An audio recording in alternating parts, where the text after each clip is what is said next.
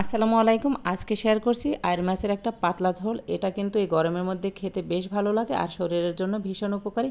তো এটা তৈরি করার জন্য আমি এখানে আইর মাছ 6 পিস আইর মাছ কেটে ধুয়ে ভালো করে পরিষ্কার করে নিয়েছি। চুলায় একটা কড়াই বসিয়ে দিয়েছি। কড়াই আমি পরিমাণ মতো সয়াবিন তেল দিয়েছি। সয়াবিন তেল দেওয়ার পরে এর ভিতর আমি 1 মুঠ খানিক পেঁয়াজ দিয়েছি। পেঁয়াজটা দেওয়ার পরে আমি বেশ কিছুক্ষণ সময় নিয়ে এই পেঁয়াজটা একদম লাল লাল করে ভেজে নিয়েছি। এতে করে এই পেঁয়াজটা গলে যাবে আর ঝোলটাও ভালো লাগবে খেতে। যখন পেঁয়াজটা একদম লাল লাল হয়ে যাবে তখন এটার ভিতরে আমি একটু পানি দিয়ে দিব। মশলাটা অ্যাড করলে না হয় পুড়ে যাবে সেজন্য। তো একটু পানিটা দিয়ে খুন্তিটা দিয়ে আমি একটু নেড়ে চেড়ে দিয়ে এর ভিতরে আমি একে একে এখন মশলাগুলো অ্যাড করে দেব। প্রথমে আমি এর ভিতরে দিয়ে দিব লবণ পরিমাণ মতো দিয়ে দিব। এরপরে হলুদ গুঁড়া দিয়েছি আধা চা চামচের একটু কম, মরিচের গুঁড়া দিয়েছি আধা চা চামচ, হলুদ এখানে রসুন বাটা দিয়েছি আধা চা চামচ, আদা বাটা দিয়েছি আধা চা চামচ পরিমাণ, জিরা বাটাও দিয়েছি আধা চা চামচ, অর্থাৎ এই বাটা মশলাগুলো আধা চা চামচ করে দিয়েছি। তো দেওয়া হয়ে গেলে এর ভিতরে আমি মশলাগুলো দিয়ে ভালো করে কষে নিয়েছি। এরপরে কষানো ভালো করে হয়ে গেলে এর ভিতরে আমি একটা টমেটো এখানে কেটে দিয়েছি। টমেটোটা দিলে হয় কি এর রঙটা কিন্তু বেশ সুন্দর আসে আর খেতেও ভালো লাগে। তো এইবার টমেটোটাকে দিয়েও মশলাটাকে বেশ কিছুক্ষণ ধরে কষে নিয়েছি। আর আজকে যেহেতু আমি এখানে কাঁচা মাছটাই রান্না করব তাই এখানে মশলাটাকে কষে নিয়ে ভালো করে এরপর এর ভিতরে মাছগুলো দিয়ে দিয়েছি।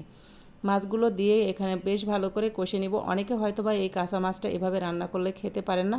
তো আসলে আমি তাদেরকে অনুরোধ করব একবার যখন আপনারা টাটকা মাছটা যেদিন বাজার থেকে নিয়ে আসা হয় সেদিন একবার এভাবে রান্না করে খেয়ে দেখবেন কেমন লাগে। ফ্রিজে রাখার পরে আসলে এই মাছটা থেকে একটা কেমন গন্ধ আসে, তখন কিন্তু এভাবে কষিয়ে রান্না করলে তেমন একটা স্বাদ পাওয়া যাবে না। তবে তরতাজা মাছটা এভাবে রান্না করলে খারাপ লাগে না।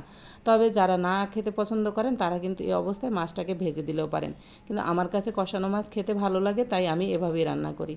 তো এবার কষিয়ে নিচ্ছি। এক পিঠ যখন আমার এখানে ভালো করে কষানো হয়ে যাবে তখন এই মশলার মধ্যে আমি অন্য পিঠকে উল্টে দিব। আর এই সময় কিন্তু বেশ ভালো করে কষানো হয়ে যায় আর মাছটা কিন্তু অনেকটাই সিদ্ধ হয়ে যায়। দেখতে পাচ্ছেন যে কীভাবে সময় নিয়ে আমি এই মাছটাকে কষিয়ে নিচ্ছি। তো এক পিঠ যখন ভালো করে কষানো হয়ে যাবে তখন এই মাছটাকে উল্টে আমি অন্য পিঠ দিয়ে দিব।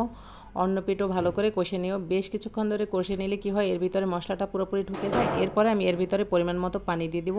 মাছটা কিন্তু কষানোর সময় অনেকটা সিদ্ধ হয়ে যায়, তারপর পানি দিয়ে দিয়েছি একটু বেশি পরিমাণ করে, কারণ এই মাছটা তো একটু ঝোলঝোল করে রাখা হবে। তো এরপর করে আমি মাছটা রান্না করে নিচ্ছি। রান্না হওয়ার শেষে আমি এর ভিতরে একটু জিরা এখানে ভেজে সেটা গুঁড়ো করে সেটা পানি দিয়ে গুলে দিয়েছি। এইটা গুলানোটা দেওয়ার পরে এর ভিতর থেকে দারুণ একটা স্মেল বের হয় আর এটা তরকারির যে একটা যে স্মেল সেটা বেশ ভালো লাগে খেতে। তো এরপরে আমি এটাকে নামিয়ে নিয়েছি। আসলে এটা কিন্তু গরম ভাতের সাথে এই গরমের দিনে কিন্তু খেতে দুর্দান্ত লাগে।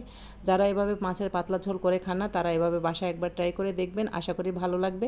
দেখেন তরকারিটার রঙটাও কিন্তু বেশ সুন্দর হয়েছে আর এর থেকে কিন্তু দারুণ একটা ফ্লেভারও বের হয়, কারণ ওই যে ভাজা জিরার গুঁড়ো অ্যাড করা হয়েছে। তো রেসিপিটা ভালো লাগলে ফলো দিয়ে পাশে থাকবেন। আল্লাহ হাফেজ।